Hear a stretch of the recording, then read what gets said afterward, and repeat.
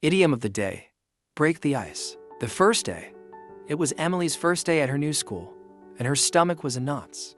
She stood at the entrance, clutching her backpack as students hurried by, chatting and laughing with their friends. She felt invisible, like an outsider. The bell rang, and Emily found her way to her first class math.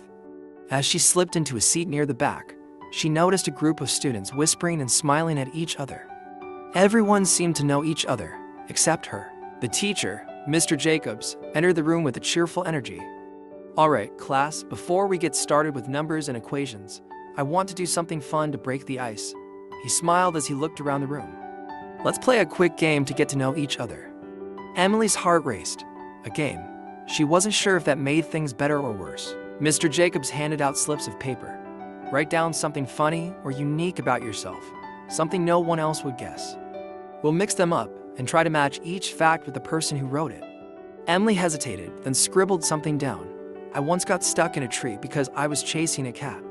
She smiled a little as she remembered how her dad had to rescue both her and the cat. After collecting the papers, Mr. Jacobs began reading them aloud. Laughter filled the room as students guessed whose fun fact belonged to whom. "I got chased by a chicken at a petting zoo," Mr. Jacobs read with a grin, and everyone burst into giggles trying to figure it out. When he read Emily's fact, she braced herself. "I got stuck in a tree because I was chasing a cat."